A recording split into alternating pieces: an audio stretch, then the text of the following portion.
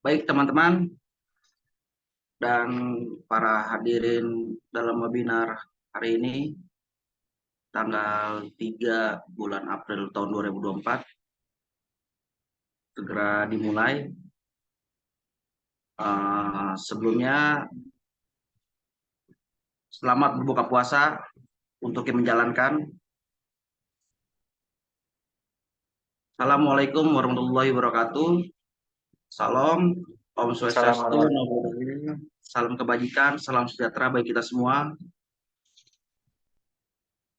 Pertama-tama, mari kita panjatkan puji syukur kehadirat Allah Subhanahu wa taala yang senantiasa memberikan kesehatan dan nikmat dan rezeki pada kita.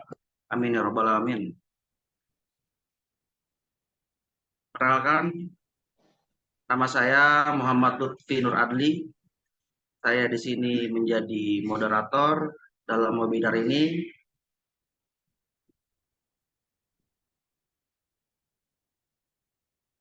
Dan pada webinar ini dalam konsep strategi asik jualan elektronik yang diprogramkan oleh Aponic. Pertama-tama yang saya hormati kepada Ketua Umum Aponic, Bapak Denny Irawan, dan saya hormati juga kepada Bapak Sekjen Fikri Bedrus Jaman, serta Dewas dari Aponic yang saya hormati, dan tidak lupa juga kepada narasumber kita, Bapak Andika Pratama Mulyana, dan para hadirin yang hadir dalam webinar pada malam ini.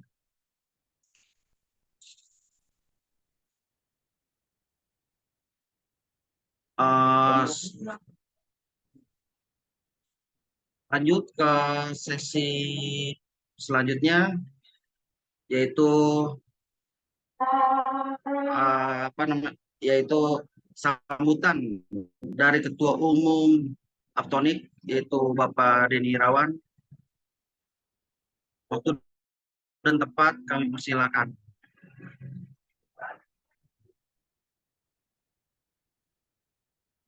Ya.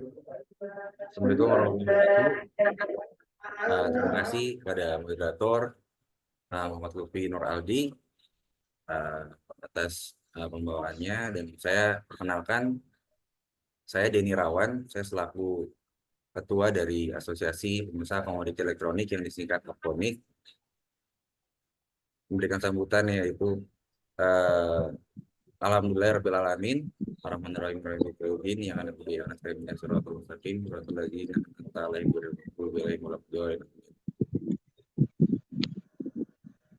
saya ucapkan untuk membuka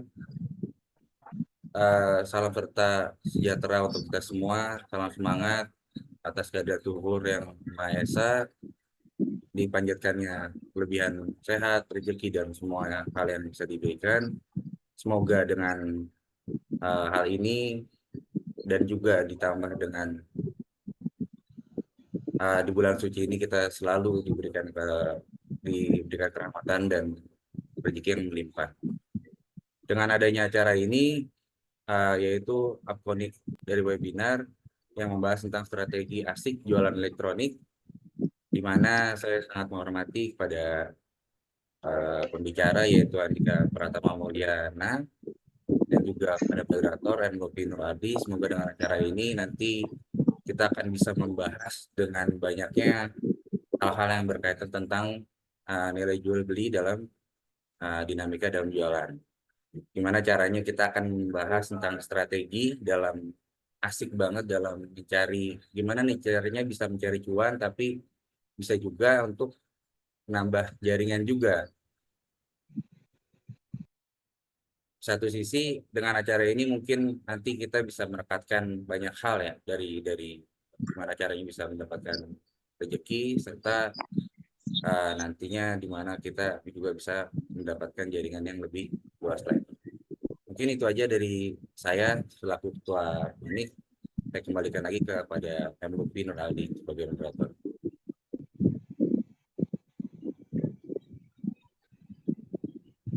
Baik, terima kasih kepada Pak Denny sebagai Ketua Umum Aptonik untuk sambutannya. Untuk selanjutnya, dalam webinar ini kita bisa berkumpul dan Aja lebih dengan teman-teman, kita bisa berdiskusi dan kita juga dalam materi, yaitu Bapak Andika Pratama yang CV-nya akan saya baca. Dari Kementerian Pendidikan itu, untuk Pak Andika Pratama Mulyana itu dari Universitas Diponegoro Semarang, dan dari background Pak Andika ini sudah sangat jelas ya kan, dalam bentuk marketing digital itu udah sangat ilmunya, udah sangat-sangat luar biasa itu. Jadi kita yang ada dalam webinar ini, semoga kita mendapat ilmunya nanti setelah diisi materinya dengan Pak Andika ini, karena saya udah ngeliat background Pak Andika ini, wah sangat luar biasa ilmunya. Mungkin untuk lebih lanjut, hadirin juga pengen benarkan isi materinya itu apa kan. Langsung saja kita masuk ke acara inti yang sudah kita tunggu-tunggu. Untuk Bapak Andika Pratamulyana, waktu dan tempat kami persilakan untuk mengisi materi pada malam ini. Terima kasih. Monggo Oke, Pak. terima kasih banyak Mas Lutfi dan teman-teman sesi ya, sangat menarik, apa namanya. Terima kasih sudah diberi kesempatan.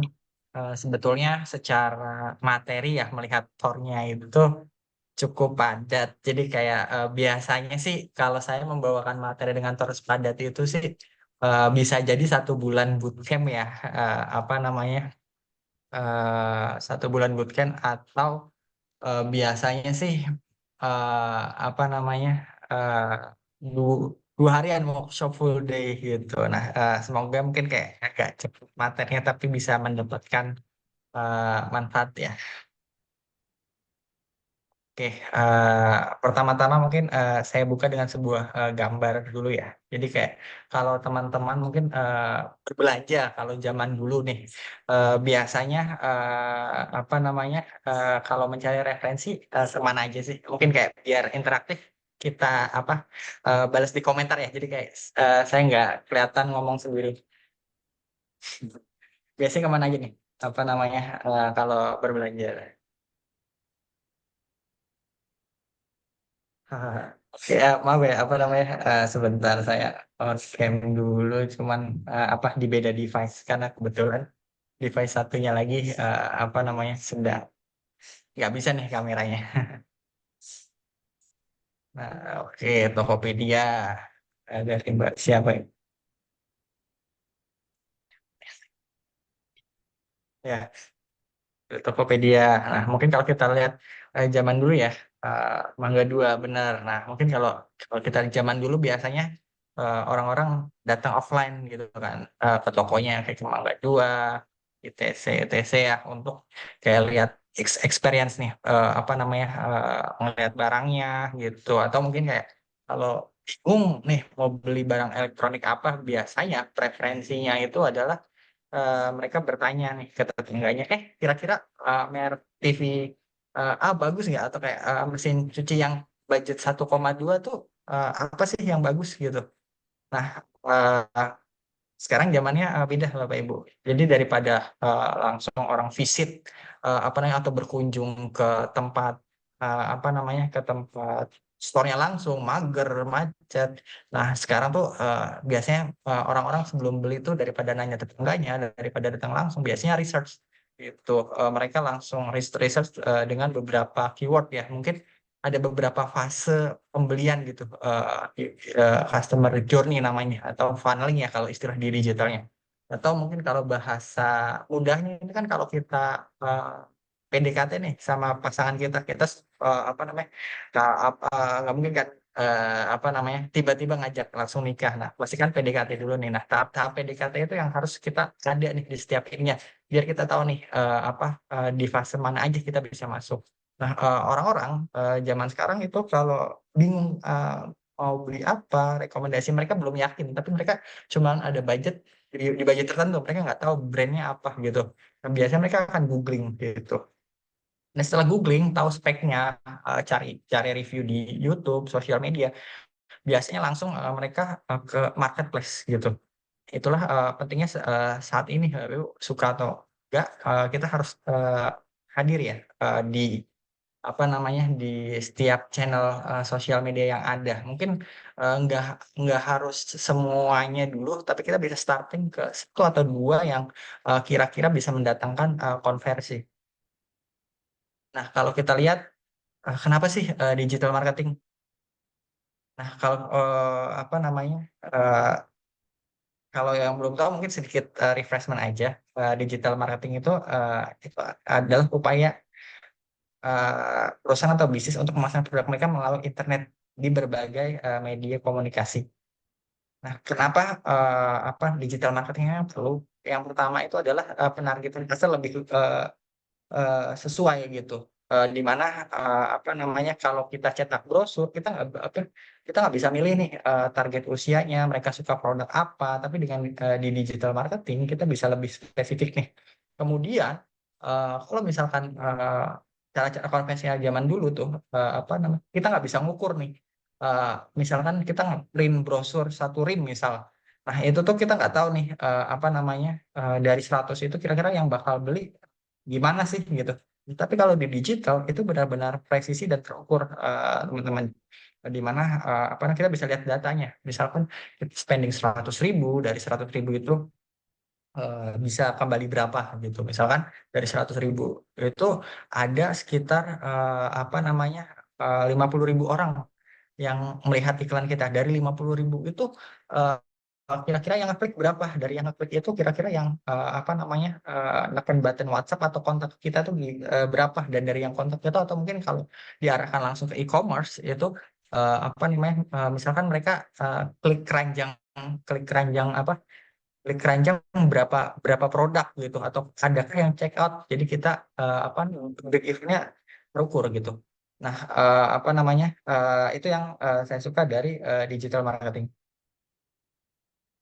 Nah, tadi biayanya lebih murah tentunya. Jadi kalau misalkan kita cetak brosur 500.000 dapat satu rim, itu cuman bisa dibagikan ke 500 orang. 500.000 di digital itu kurang lebihnya udah bisa jangkau kurang apa namanya, 500.000 orang gitu. Terus percepatannya juga apa namanya, bayangin Bapak Ibu apa namanya, nyewa satu karyawan ya, itu apa namanya, untuk kerja 24 jam gitu kan, itu kosnya berapa? Dengan kos yang sama kita bisa datangin traffic lebih cepat 24 jam. Dan tentunya mungkin kalau Bapak Ibu atau mungkin orang tuanya itu punya toko offline ya gitu, butuh berapa puluh tahun untuk apa namanya, oh itu bisa dikenal. Kalau zaman sekarang itu kan kayak brand-brand seperti MS Glow atau sejenisnya itu eh, kita lihat kurang dari 5 tahun, bahkan yang punya budget lebih besar lagi ya untuk percepatan brand bisa lebih dikenal itu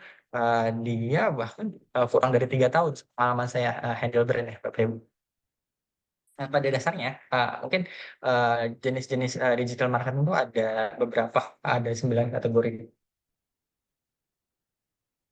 Di antaranya ada social media marketing. Ini apa namanya, pemasaran melalui sosial media yang menjadikan tren ya sebagai perusahaan. Jadi hampir semua kategori baik dari pekerjaan, hobi atau ketarikannya dapat dijangkau